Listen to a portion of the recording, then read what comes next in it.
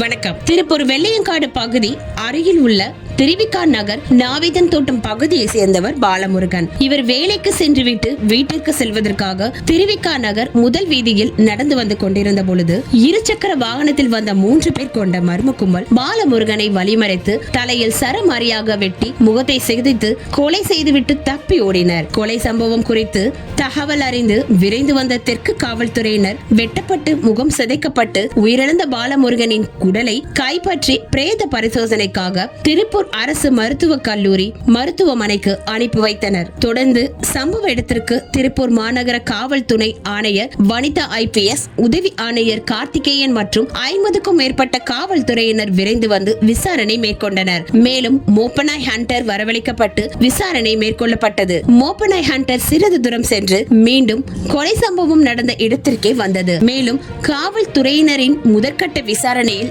இறந்து போன பாலமுருகன் பல்வேறு கொலை வழக்குகளில் தொடர்புடையவர் என்றும் இக்கொலையானது பழிக்கு பழி வாங்கும் சம்பவமாக நிகழ்ந்துள்ளதாகவும் தெரிவித்தனர். தொடர்ந்து கொலை செய்துவிட்டு தப்பி ஓடிய 3 பேர் கொண்ட மர்ம கும்பல், அந்த கும்பலை காவல்துறையினர் 3 தனிப்படை அமைத்து தேடி வருகின்றனர். ஆட்கள் நடமாட்டம் அதிகம் உள்ள குடியிருப்பு பகுதியில் கொலை சம்பவம் நடந்தது அப்பகுதியில் பெரும் பரபரப்பை ஏற்படுத்தியுள்ளது.